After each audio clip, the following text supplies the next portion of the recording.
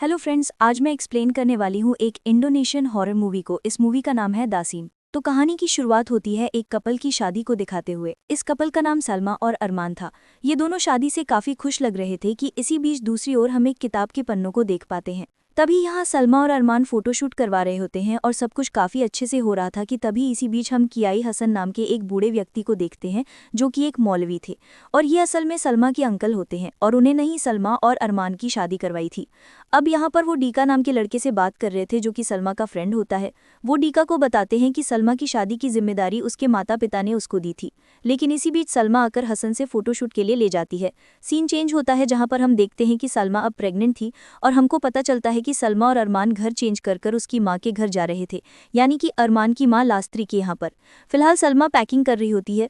साथ ही साथ वो अपने अंकल हसन से फ़ोन पर बात कर रही थी जहां पर वो उसको ये बताती है कि उसे कई दिनों से अजीब से नाइटमेयर्स आ रहे हैं और साथ ही साथ अरमान काम से ज़्यादातर बाहर ही रहता है और ऐसे में अकेले रहना उसके लिए काफ़ी मुश्किल था। तब हसन उसको ये कहते हैं कि सब ठीक हो जाएगा और ये भी बताते हैं कि उन्होंने उसे जो होली वाटर दिया था वो उसका इस्तेमाल करे। अब वो कॉल रख देती है कि इसी बीच उसे बाथरूम से शावर की आवाज़ आती है, लेकिन जाने पर उसे कोई नहीं मिलता। वहीं पर वो होली वाटर वाली बॉटल भी पड़ी हुई थी। वो उसको उठाती है, लेकिन जैसे ही वो उसको छूती है वैसे ही उसका रंग बदलकर काला हो जाता है। उसके अंदर कीड़े पड़ गए थे, जिसको देखकर वो डर के मारे बोतल फेंक देती है कि तभी वहां पर इंद्री आती है जो कि उसकी दोस्त थी। अब यहाँ पर हमको ये पता चलता है कि पहले सलमा भी जॉब करती थी, लेकिन अरमान ने उसकी जॉब छुड़वा दी क्योंकि इस प्रेगनेंसी की हालत में वो जॉब नहीं कर सकती थी। अब इसी बीच अरमान वहां पर आ जाता है और ये सब मिलकर सामान रखते हैं। फिर इसके बाद अब वो लोग वहां से निकल गए थे, लेकिन उनके जाने के बाद हम उस घर पर एक साय को देख पाते हैं। थोड़ी देर में वो लोग घर आते हैं जहां पर सुमी, जो कि घर की मेड और हाउसकीपर, वो सामान को निकालने में उनकी हेल्प करती है। जिसके बाद अरमान अपनी माँ लास्त्री से मिलता है। अब लास्त्री उनके आने से काफ़ी खुश थी और वो अपने ग्रैंडचाइल्ड के लिए काफ़ी एक्साइटेड थी। अब सलमा उस घर को देख रही होती है कि तभी वो घर की खिड़की से पर्दे को हटाने लगती है। तभी उसकी सासू माँ उसको रोक देती हैं और ये कहती हैं कि ये उनके पड़ोसी अच्छे नहीं हैं और वो लोग दूसरों के काम में ज़्यादा इंटरफेयर करते हैं, विच मीन्स कि वो लोग तांका झांकी करते थे और इसलिए यहाँ पे पर्दे लगाए गए, तो उनको हटाने की कोई ज़रूरत नहीं है। अब सीन आगे बढ़ता है जहाँ सलमा प्रेयर्स कर रही थी कि तभी रूम के अंदर अरमान आता है। अब प्रेयर्स खत्म होने के बाद में सलमा गौर करती है कि अरमान तो बाहर से आया था, मतलब कि जो पहले रूम के अंदर आया वो अरमान नहीं था। और ये देखकर सलमा घबरा जाती है। तब वो अरमान को दोबारा उसके साथ प्रेयर करने के लिए कहती है। तभी हम टीवी के रिफ्लेक्शन में एक परछाई को देख पाते हैं। अभी दोनों प्रेयर करते हैं और फिर सीन रात की तरफ आता है जहाँ सलमा सो रही थी कि तभी उसकी आंख खुलती है। वो सीलिंग पर देखती है जहाँ से खून टपक रहा था, जिसको देखकर वो बहुत डर जाती है, लेकिन ये उसका नाइटमेयर था। अब वो अपने ब्लैंकेट में अचानक से किसी चीज़ को महसूस करती है और उसके ब्लैंकेट के अंदर उसे एक शैतान दिखता है, लेकिन ये भी उसका सपना था। अब वो काफ़ी डर गई थी और तब अरमान उसको शांत करता है। अब अगले दिन सलमा डाइनिंग टेबल पर सबसे ये कहती है कि अंकल हसन ने उसे 4 महीने की प्रेगनेंसी के लिए प्रेयर रखने के लिए कहा है और इस प्रेयर के अंदर कई लोग आते हैं, लेकिन लास्टरी अपने पड़ोसियों को बुलाना नहीं चाहती थी क्योंकि वो किसी को ठीक से जानती तक नहीं थी और इसका कारण था उसका लेस इंटरैक्शन। अब अगले दिन प्रेयर शुरू होती है और वहाँ कई लोग आते हैं, जिसमें कुछ लोग बात कर रहे होते हैं कि लास्टरी ने आखिर प्रेयर रख कैसे ली, क्योंकि वो तो किसी से बात भी नहीं करती। इसी बीच हमको पता चलता है कि लास्टरी थोड़ी ठीक नहीं है और इसीलिए वो प्रेयर में मौजूद भी नहीं थी। अब प्रेयर्स के बीच अचानक से लाइट फ्लिकर होने लगती है और तेज़ बारिश होना शुरू हो गई थी, जिसके बाद लास्टरी वहाँ पर आकर सारे सोफे जो कि आंगन में पड़े हुए थे उनको अंदर रखवा देती है। अब सीन शाम की तरफ आता है जहाँ पर अंकल हसन जा रहे थे। तब जाने से पहले वो उन्हें ये कहते हैं कि वो कभी उसके यहाँ पर आए। अब सलमा बाहर अकेली बैठी हुई थी कि तभी उससे मिलने दिया नाम की लेडी आती है जो कि उनकी पड़ोसन थी और वो उससे बात करती है और वेलकम करती है और उसके बेबी के लिए बेस्ट विशेस देती है। कि इसी बीच वो उसकी सासू माँ के बारे में पूछती है जो कि प्रेयर्स में नहीं आई थी। तब सलमा बताती है कि वो थोड़ी ठीक नहीं है और इसीलिए वो नहीं आ पाई, लेकिन सोफे गीले होते हुए देखकर वो तो फटाक से आ गई थी। तभी सलमा जो होती है वो अपनी सास लास्खली को सुनती है जो कि अपने वर्कर से बात कर रही थी कि अगली बार वो सोच समझकर गैदरिंग रखेंगे और इनकी वजह से उनका सारा फर्नीचर खराब हो गया। इससे हम समझ पाते हैं कि जैसी लास्खली दिखाई देती है वो उससे बहुत ज़्यादा अजीब है। अगले दिन सलमा खाना बना रही होती है, तभी लास्टरी वहाँ पर आती है। वो उसे अरमान के फेवरेट खाने के बारे में बता रही थी, लेकिन सलमा तो अरमान के लिए हेल्दी खाना बना रही होती है ताकि उसका कोलेस्ट्रॉल कंट्रोल में रहे। अब ये सुनकर लास्टरी उसके पीठ पीछे कहने लगती है कि इतना तो उसने भी अपने बेटे को कंट्रोल नहीं किया जितना ये कर रही है। और ये सुनकर सलमा को काफ़ी बुरा लगता है क्योंकि ये टॉन्ट टाइप था, बेसिकली वही सास बहू वाला ड्रामा। और अब ये सेम चीज़ लास्ट 3 एक बार और करती है। इसके बाद सलमा जो होती है वो अरमान को ऑफिस में खाना देने जाती है, लेकिन वो ये देखती है कि एक सुंदर लड़की जिसने कि वेस्टर्न कपड़े पहने थे, उसकी नीहल नाम की लड़की अरमान से मिल रही थी। वो उसके साथ गाड़ी में बैठकर कहीं चली गई। ड्रेस पहनी हुई थी। वो अरमान के ऑफिस के बाहर आ रही थी, यानी कि उसके कैबिन से बाहर। दरअसल ये लड़की उनकी कंपनी की एम्बेसडर होती है और उसका बोर्ड ऑफिस में मौजूद था, और ये देखकर उसे अंदर से थोड़ा ठीक नहीं लगता, क्योंकि वो थोड़ा सा इनसिक्योर फील कर रही थी। अब सलमा फाइनली अपने हस्बैंड को खाना देती है और वहाँ तभी इंद्री भी आ जाती है, क्योंकि वो भी वहीं कंपनी में काम करती थी। और सबसे बड़ी बात कि ये खाना इंद्री ने उसके साथ मिलकर बनाया था। अब ये दोनों आपस में बात कर रही होती हैं, जहाँ पर सलमा जो होती है वो अपनी सास लास्त्री के बारे में बात कर रही थी कि शायद वो उससे खुश नहीं है। लेकिन इंद्री उसे ये कहती है कि सब कुछ ठीक हो जाएगा और फिलहाल उसे उनके होने वाले बच्चे की फिक्र करनी चाहिए। अब सलमा घर पर आती है, जहाँ पर वो एक छोटे से मॉडल हाउस को पेंट कर रही होती है, लेकिन तभी उसके ऊपर एक पत्थर का टुकड़ा उड़कर आता है। ये देखकर वो थोड़ा सा डर गई थी और अब वो बाहर चेक करने जाती है, लेकिन वहाँ पर कोई नहीं होता, जिसके बाद वो दरवाज़ा लगाकर अपने काम में दोबारा लग जाती है। बेसिकली एक छोटी सी ऑफिस स्पेस थी, लेकिन इस बार उसे ऊपर एटिक से आवाज़ आने लगती है, और अब इस आवाज़ को सुनकर वो एटिक में चेक करने जाती है, जहाँ पर उसे एक डेमोनिक फिगर दिखता है, जिसको देखकर वो जल्दी से नीचे उतरती है कि इसी बीच उससे गलती से एक पॉट गिरकर टूट गया था। और ये सुनकर लास्त्री वहाँ पर आ जाती है और सलमा ये कहती है कि उसने ऊपर कुछ देखा था। तब वो ये बोलती है कि वो अरमान से चेक करवा लेगी, और यहाँ सलमा उस पॉट के टुकड़ों को इकट्ठा करने लगती है। तब लास्टली उसको कहती है कि ये काम वो कर लेगी, क्योंकि सलमा को कोई बाहर बुला रहा है। अब वो बाहर जाकर देखती है तो वहाँ पर डीका होता है, जो कि पार्सल लेकर आया था, और वो उसे सोमी को दे देता है। अब यहाँ सलमा की उंगली में अचानक कट लगा हुआ था, जो कि उस पॉट के टुकड़े से लग गया होगा, जिसको देखकर डीका उसकी उंगली पर बैंडेज बांध देता है। और ये सब लास्त्री देख रही थी, वो ज़रूर उनको गलत वे में ले रही होगी। और अब तभी अरमान वहाँ पर आ जाता है और वो भी उनको देख लेता है, जिसके बाद में डीका वहाँ से चला जाता है। अब अरमान सलमा से कहता है कि डीका शायद उसकी कुछ ज़्यादा ही फिक्र करता है। तब सलमा कहती है कि वो हमेशा से उससे काइंड रहता था। इसके बाद अरमान एटिक में चेक करने चला जाता है, जहाँ पर उसे कुछ नहीं मिलता, लेकिन तभी उसके पीछे एक भूतिया फिगर आती है, जो कि कुछ फुसफुसा रही थी, जिसे सुनकर वो भी डर गया था। लेकिन नीचे आकर वो सलमा को बताता है कि वहाँ पर सिर्फ चूहे हैं और कुछ नहीं, यानी कि वो उसको कुछ भी बताना नहीं चाहता था। अब अरमान वहाँ से अपने ऑफिस जाने लगता है, लेकिन उसके जाने के बाद में सलमा को वहाँ पर एक ज्वेलरी का टुकड़ा मिलता है, जो कि सलमा को तो नहीं था। ये देखकर उसे कुछ सस्पिशियस फील हो रहा था कि कहीं अरमान उसके ऊपर चीट तो नहीं कर रहा।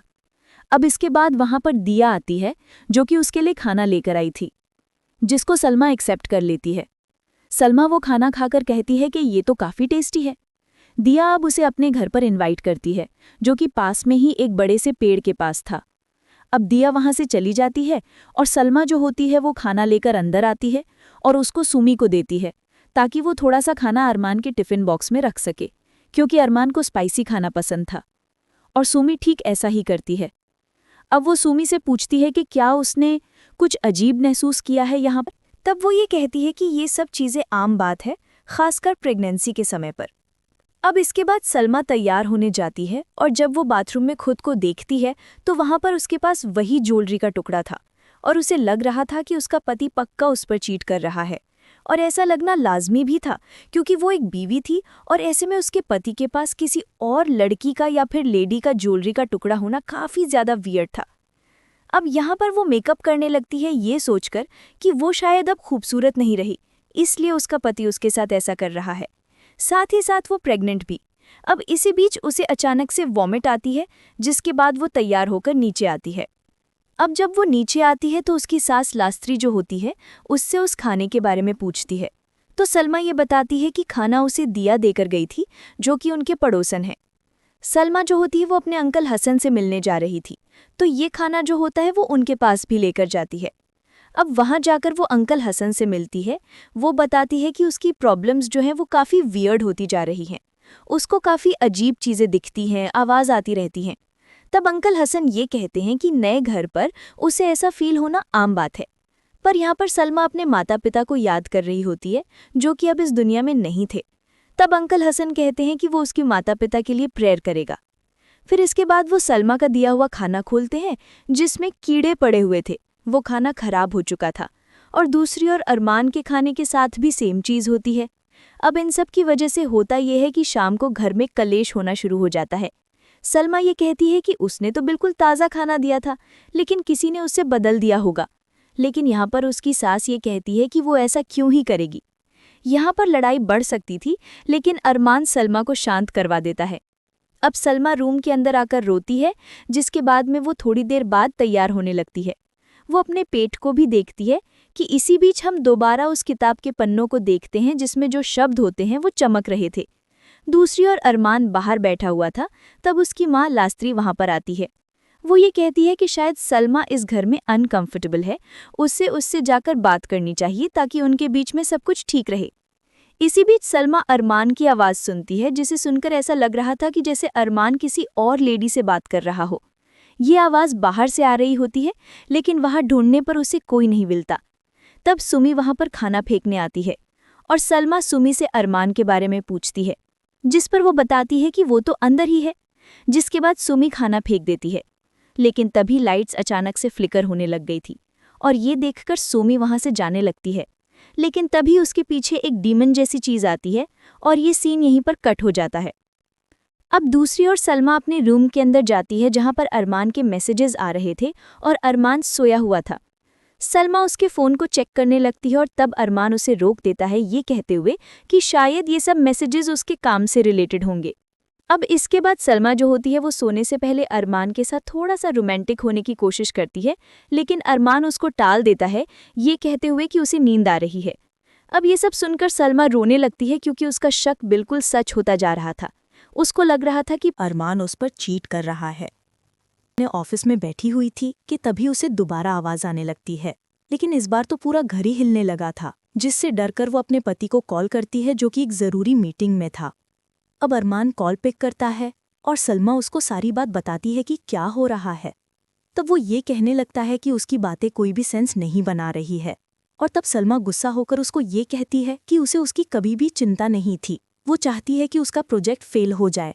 और ये सुनकर उसे काफ़ी अजीब लगता है, लेकिन हमें पता चलता है कि जिसने ये सब कहा था वो सलमा नहीं थी, क्योंकि सलमा ने पहले ही फ़ोन काट दिया था। यानी कि यहाँ पर कोई तो था जो कि मियाँ बीवी के बीच में कलेश करना चाहता था, और ये कोई इंसान नहीं है बल्कि कोई डिमोनिक एंटिटी थी। अब ये सब होने के बाद में डीका वहाँ पर आता है जो कि सलमा की हेल्प करता है कि इसी बीच एटिक से आवाज़ आती है और डीका वहाँ चेक करने जाता है, लेकिन वहाँ पर ढेर सारे चमगादड़ निकलते हैं। दूसरी ओर अरमान अकेला बैठा हुआ था जिसके हाथों में लाइटर था। दरअसल अरमान पहले सिगरेट पिया करता था, लेकिन उसने स्मोकिंग छोड़ दी थी। लेकिन तभी वहाँ पर इंद्री आती है जो कि उसके पास बैठती है। यहाँ पर इंद्री उसे सिगरेट देती है, ये कहते हुए कि कभी कभी स्ट्रेस को मिटाने के लिए इस्तेमाल कर लेना चाहिए। और यहाँ पर वो उससे ये पूछती है कि वो परेशान क्यों है। तब वो ये बताता है कि बस उसकी शादी कुछ ठीक नहीं चल रही है, लेकिन उसके हिसाब से ये सब शादी में होना आम बात थी। अब दूसरी ओर हम सलमा को देखते हैं जो कि डीका को घर भेज देती है, जिसके बाद दिया सलमा के घर के बाहर आती है और सलमा दिया से बात करने जाती है। दिया सलमा को ये कहती है कि उसके साथ भी ऐसी ही चीज़ें होती थी, मतलब कि उसके पति के साथ, लेकिन बाद में उसे पता चला कि उसका पति उस पर चीट कर रहा था। और ये सुनकर सलमा और भी ज़्यादा इनसिक्योर हो जाती है। ये सब लास्टी विंडो में से देख रही होती है। अब सीन चेंज होता है जहाँ पर सलमा रात में इंद्री को कॉल करती है क्योंकि अरमान घर नहीं लौटा था, और वो उससे उसके बारे में पूछती है कि क्या अरमान अपने टीम के साथ दोबारा लेट काम कर रहा है। लेकिन इंद्री का ये कहना था कि उसने तो सारा काम कर लिया था और शायद से वो अपनी मर्जी से यहाँ पर थोड़ा बहुत और रुकेगा। यहाँ पर इंद्री ये भी बताती है कि कुछ लोग उसके साथ ही रुकने वाले थे। तब सलमा ये पूछती है कि क्या कंपनी की एम्बेसडर ऑफिस आती रहती है। तब इंद्री ये कहती है कि वो तो रेयरली वहाँ पर आती है, और यहाँ पर वो इंद्री से उसी लेडी की बात कर रही थी जो कि उसे ऑफिस में स्टार्टिंग में दिखाई दी थी, जिस वजह से वो काफ़ी जेलस हो गई थी। अब यहाँ फ़ोन कट करके सलमा खुद ऑफिस जाती है चेक करने के लिए, और यहाँ पर वो उस लेडी को देखती है जो कि ऊपर जा रही थी। सलमा उसका पीछा करती है लेकिन वो काफ़ी तेज़ होती है। वो ऊपर जाकर देखती है लेकिन उसे वहाँ पर कोई नहीं मिलता। अब तभी वो उस लेडी को शॉकिंगली अरमान के कैबिन से बाहर आता हुआ देखती है। सलमा उस लेडी के पीछे जाती है लेकिन वो लेडी वहाँ से जा चुकी थी, और सलमा रेलिंग से टकरा जाती है और तब इंद्री उसके पास आती है। यहाँ पर वो इंद्री के ऊपर भी गुस्सा करती है क्योंकि उसने उससे ये बात छुपाई थी कि वो लेडी यहाँ पर नहीं आती। जिसके बाद सलमा अरमान के पास जाकर तमाशा खड़ा कर देती है। वो उसे कहती है कि उसका अफेयर है उस लेडी के साथ में, लेकिन अरमान को कुछ भी समझ में नहीं आ रहा होता कि वो कह क्या रही है। तब सलमा उसे वो पोस्टर दिखाती है जिसके अंदर वो एम्बेसडर थी। एनीवेज अरमान यहाँ पर कोई भी तमाशा नहीं करना चाहता था, इसलिए वो उसे कार में कहीं ले जाने लगता है जहाँ पर उनके बीच काफी बहस हो रही थी। इवन बहस की वजह से उनका एक भयानक एक्सीडेंट होते होते बच जाता है। जिसके बाद वो घर आते हैं जहाँ पर सलमा अपने आप को शीशे में देखती है। तभी दूसरी तरफ वो किताब दोबारा खुल गई थी और ये किताब कोई आम किताब नहीं थी बल्कि जादू टोने की किताब थी और इसका असर डायरेक्टली सलमा पर पड़ रहा था। वो अपने आप को बदसूरत पाती है, लेकिन ये सब असली नहीं था, मतलब कि कोई तो शक्ति थी जो उसे बदसूरत दिखाना चाहती थी। अब रात में अरमान सोफे पर सो रहा होता है क्योंकि सलमा और उसकी लड़ाई हो गई थी। तभी सलमा उसके पास आकर उसका गला दबाने लगती है और ये देखकर अरमान काफी डर गया था। लेकिन तभी अचानक से सलमा गायब हो जाती है। दिन इनके घर की काम वाली सुमी दिया का पीछा कर रही होती है जो कि अपने घर पर गई थी, लेकिन तभी उसे वहां से कुछ आवाज आती है और वो खिड़की से देखती है जहां पर उसको पता चलता है कि घर बिल्कुल खाली था, अबैंडन्ड था और अंदर कोई भी रह नहीं रहा था क्योंकि उस घर की हालत काफी बुरी थी। कोई वहां पर रह ही नहीं सकता था। लेकिन तभी उसके सामने एक भूतिया फिगर आती है जिसको देखकर वो काफी डर जाती है। अब दूसरी तरफ लास्त्री जो होती है वो सलमा से ये कहती है कि अगर वो कुछ शेयर करना चाहती है या फिर किसी बात से परेशान है तो वो उसके साथ शेयर कर सकती है।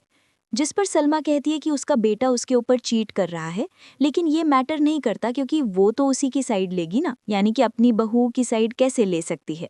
ये कहकर वो वहां से जाने लगती है कि इसी बीच सुमी वहां पर आती है और आकर उसको सब कुछ बताती है कि दिया की घर के एड्रेस पर एक अबैंडन्ड घर है जहां पर कोई भी नहीं रहता और आसपास वाले लोगों को भी दिया के बारे में कुछ पता ही नहीं है कि यहाँ पर ऐसी कोई लेडी रहती भी है।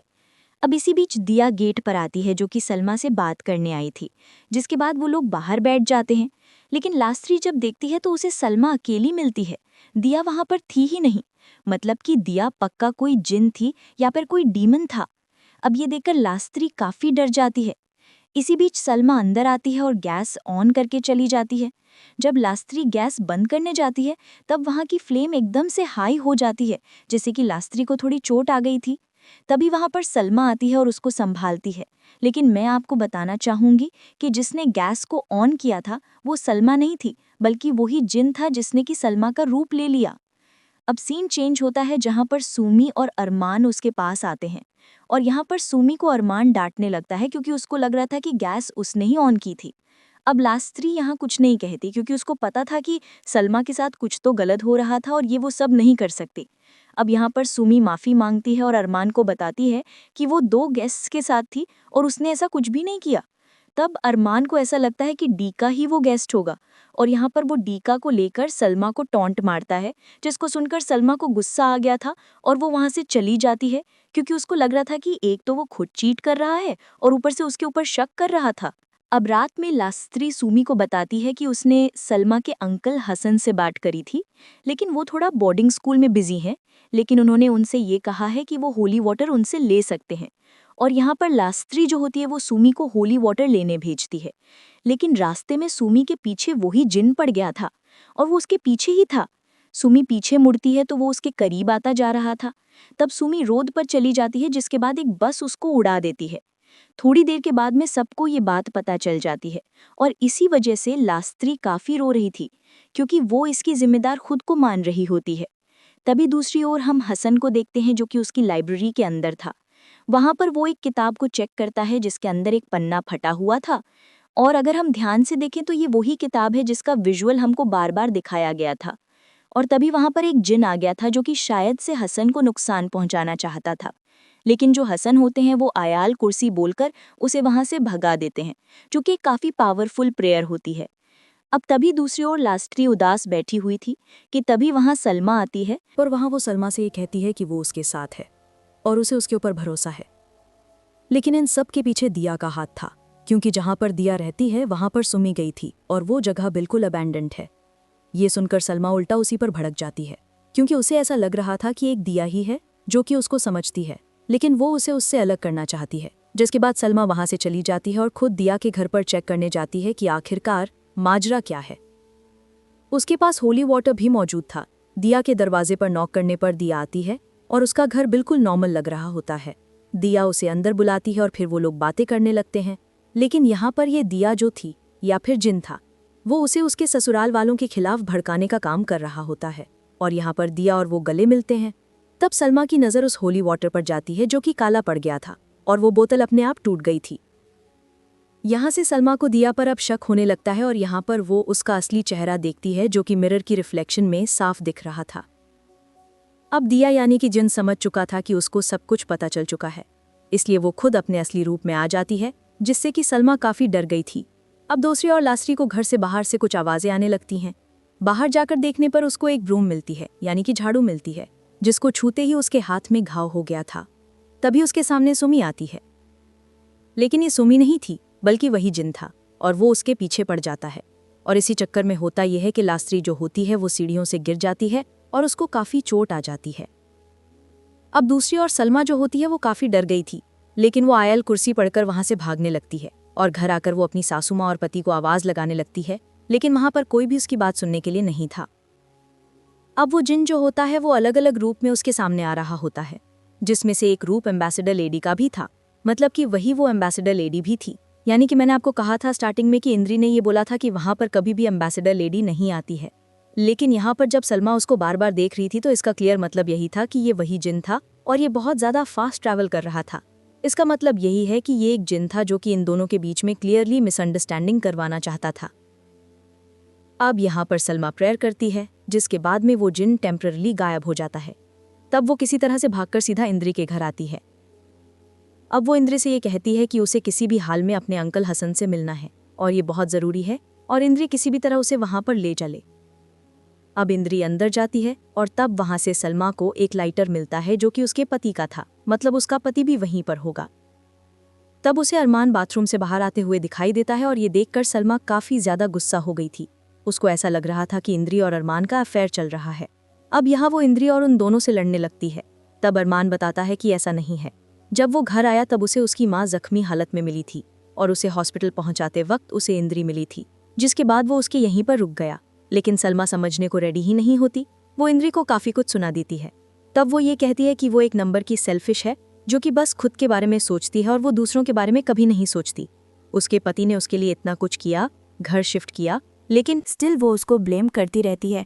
ये सुनकर अब सलमा इंद्री को थप्पड़ मार देती है, जिसके बाद वो उसके पति से ये कहती है कि अगर उसे लगता है कि वो सेल्फिश है तो वो उसे डिवोर्स दे दे। और इतना कहकर वो वहाँ से चली गई थी। टैक्सी में बैठकर उसके पीछे पीछे अरमान अपनी कार से जा रहा होता है। अब वो जाकर अपने अंकल हसन से मिलती है।